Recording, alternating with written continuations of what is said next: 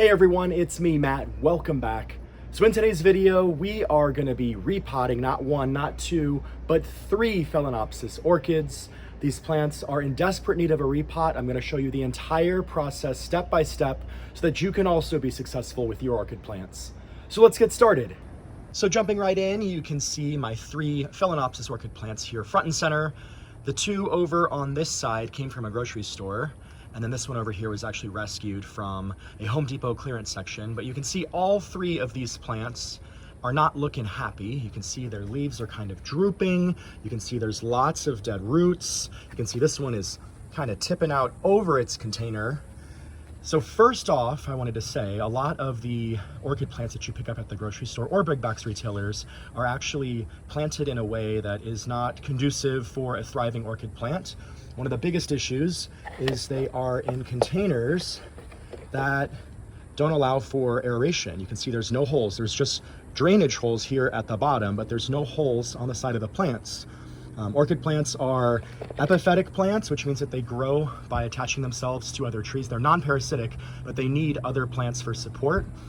And they need a lot of aeration, a lot of airflow around their roots. And these containers, like I just said, are not conducive for that. And you can see just how terrible the roots are looking in these plastic pots.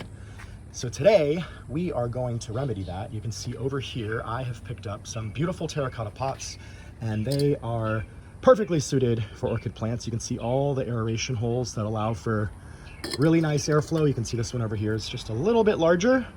And then we are also going to be repotting all of these orchids in new planting mediums. You can see back here I have the Better Grow Special Orchid Mix. You can see it is formulated for Phalaenopsis orchids in addition to several other types of epiphytic orchids.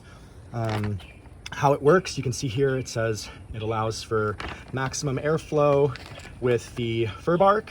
It cleans naturally with charcoal, and it drains fast with coarse perlite. So this is a really good potting mix. I'll be sure to link the potting mix in the video description for reference. And if I can find these pots on Amazon, I'll link them, or I'll at least try to link something similar. I picked them up at a local garden center here in Orlando, but I'm sure you could find something similar at the garden centers where you live. So the other thing here, I also have some scissors. We'll use these to kind of root prune all three of my plants.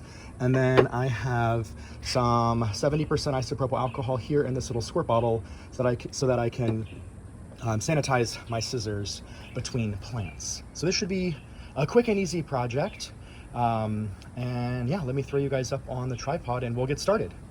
Okay, so to get started, I brought over a trash can lid. I'm going to be using this to catch all of the old potting medium as we unearth the roots from these three plants. So let me quickly make some room here on the table. So the first thing that I wanted to say, you want to make sure that your orchid plants are not actively blooming when you're repotting them. You want to repot them. The best time to do it is right after they've bloomed. So these two back here actually just bloomed. This one has never bloomed for me. Like I said, I rescued it from a clearance section of Home Depot. And I think this one is it's really struggling. It's not in an environment conducive for blooming, but we're changing that today. This one here, when it blooms, it's kind of a white with deep magenta. And then this one here is more of like a white, pink, and maybe lavender color. I'll throw photos up on the screen of what they look like. They are absolutely gorgeous. But this one here is going to be a surprise. So first things first, I'm going to just shake off all of the potting medium from all of these root balls. And see, this one really wasn't rooted in very much. There's a lot of dead roots here, which we're going to come in and trim off in just a second. But let me get all of these other ones cleaned up.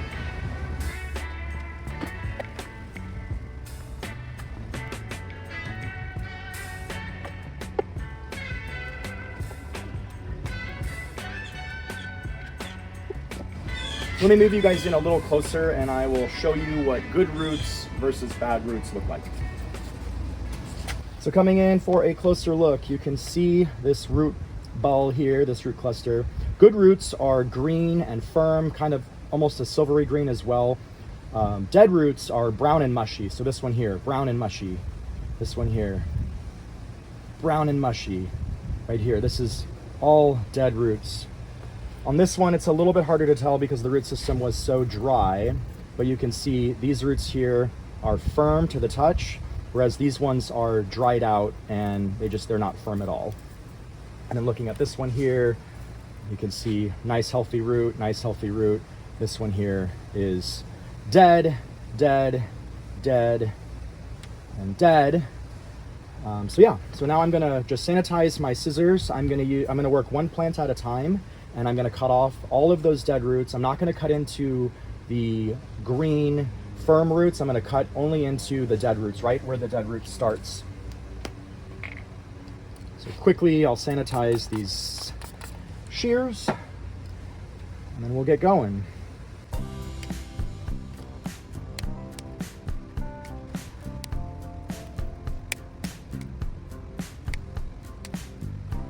So you can see a lot of roots were removed, but this is enough for this plant to thrive and survive. So let's move on to the next one.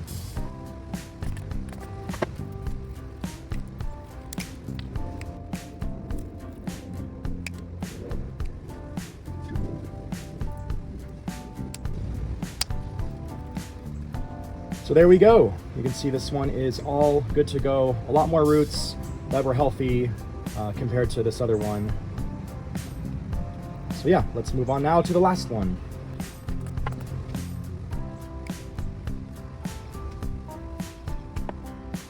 So this one is interesting. You can see these roots down here look green and healthy, but the ones that they're attached to don't really look too healthy. So I'm gonna go ahead and just snip those ones off right there.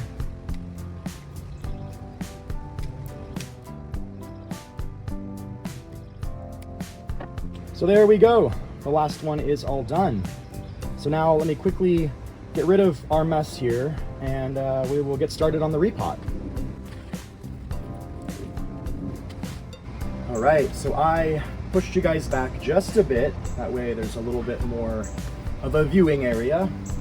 So we'll start one at a time. We'll start here with this larger one. Okay, so you want to start with a nice base of the potting medium at the bottom. And we're going to place the plant kind of in the center so that he's upright. I'm actually going to go with just a little bit more.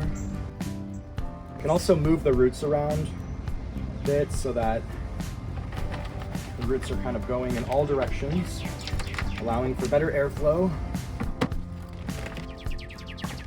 So the main thing when you're repotting, you don't want to bury the crown of the plant, so you want that to be just right at that kind of bark level. You can also just kind of pat the plant or pat the pot a little bit so that everything kind of settles. You don't want it to be really firm, but you want it to be holding the orchid's roots in place. So there we go. I think that looks good. You can see that the crown of the plant is right here at the level, at the bark level. And this plant is going to be so much happier now that it's been repotted. So let's move on to the other two. Bringing you in for a close-up now on these other two. Like I said, we're starting off with a layer of the potting medium here toward the bottom. And we will place our plant upright as best we can, tucking the roots in, splaying them out just a bit. I'm going to do, again, just a little bit more. Just a piece of perlite in the leaves. Again, you don't want to bury the crown of the plant. Give it a little tap, let it settle just a bit.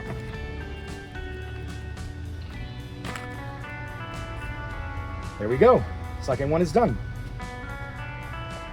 So now moving on to our last little plant. This is the one that has the weakest root system, but it also is the only one that's grown a new leaf in the last week or so. I'm going to put a little bit more of that potting medium in than I did on the others, only because the root system is so tiny. And we will place our little plant here toward the center. Making sure not to bury the crown. Give it a few taps for it to, so we can settle that potting medium. And there we go. Our last little guy is all set. Let me clean off this area, and then we will move these 3 orchid plants back into my house.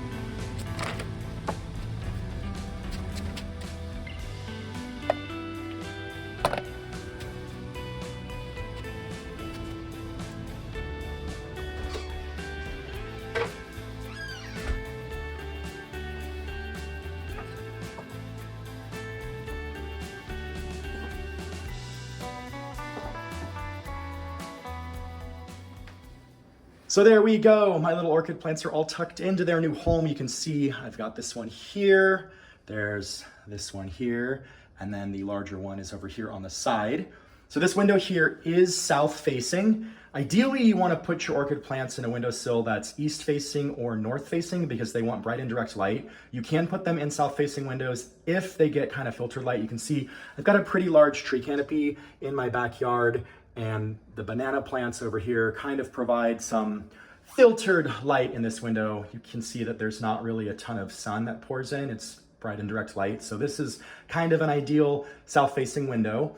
As far as watering, it's really simple. You just water them about once every 2 weeks. I place the orchids here in my sink. You just want to get the potting medium wet.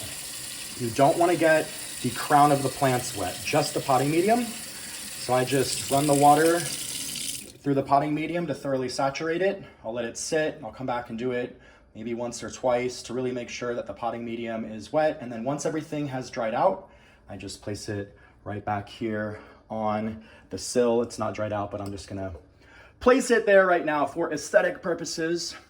So yeah, it's pretty simple as far as the care. Oh, also once a week, I do go in with my Miracle Grow orchid plant food mist. So this stuff is great. You use it, like I said, once a week.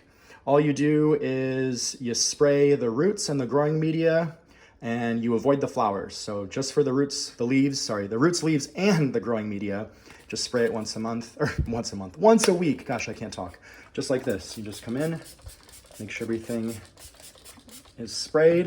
I haven't done these plants this week at all, so now's a good time to give you a little demonstration. So again, simple enough. I'll be sure to link this plant food mist in the video description for reference. So yeah, that is the end of today's project. Hopefully you learned something about repotting Phalaenopsis orchids or orchids in general. I hope you enjoyed this video, and I can't wait for these little orchid plants to thrive and really rebound, put on some size, and hopefully they will rebloom very shortly. So that's going to do it with this week's video. I hope you enjoyed it. Again, I hope you learned something new about repotting Phalaenopsis orchids. Let me know down in the comments if you have any other questions related to orchid repotting or just orchid care in general. And lastly, remember to hit those like and subscribe buttons so you can hang out with me in future videos. And as always, I hope you have a great rest of your day, and I'll see you in the next video.